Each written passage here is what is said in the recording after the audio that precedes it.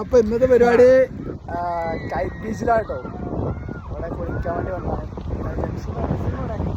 അസീം ഓടി വരുന്നുണ്ട് ഗൈസ്. ഇവിടെ ഫുള്ള് ടീമാട്ടോ.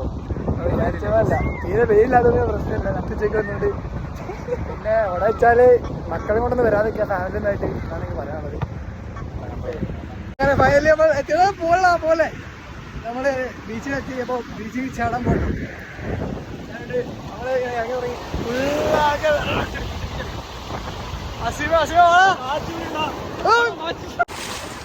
അപ്പൊ നമ്മള് ബീച്ചിലാണ് ഗൈസ്.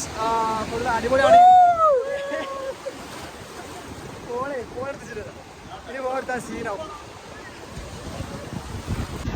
അപ്പൊ ഗൈസ് നമ്മള് ഇവിടെ കൈറ്റ് ബീച്ചിന്റെ മനോഹരമായ കാഴ്ചകൾ കണ്ടുകൊണ്ട് അതിവിപുലമായ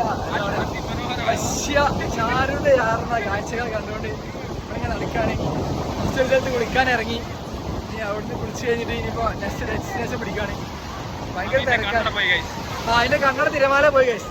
ഇപ്പൊ പുതിയ കണ്ണട വാങ്ങണം. എന്നാലും കുഴപ്പമില്ല, കണ്ണാടി പോയാലും ഇവിടെ വന്ന മുതലാണ് ഗൈസ്. അപ്പൊ നമ്മള് പുതിയ ലൊക്കേഷൻ കണ്ടുപിടിച്ചിട്ടുണ്ട്.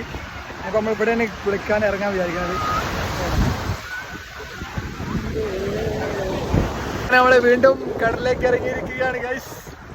ഫോണ് കൊണ്ട് പോകാൻ പേടിയുണ്ട്. ഭയങ്കര ഉപ്പാട്ടോ വെള്ളത്തിന്. ഒരു രക്ഷില്ലാത്ത ഉപ്പാണ്. തിരമാല ഒന്ന്. അപ്പോൾ ഞാൻ തിരിച്ചു കയറട്ടെ, അല്ലെങ്കിൽ ഭയങ്കര സീനാണ്. ഒന്ന് ഒരു ഗ്ലാസ് വെള്ളത്തിൽ പോയി. ഇനിയിപ്പോൾ അടുത്തതായിട്ട് പോകാൻ കൂടി വെള്ളത്തിൽ പോയാൽ പണി പാടും ഗൈസ്.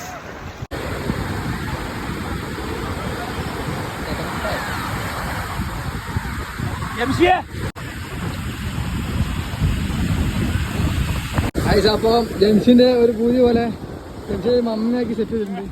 അതെ നോക്കടാ.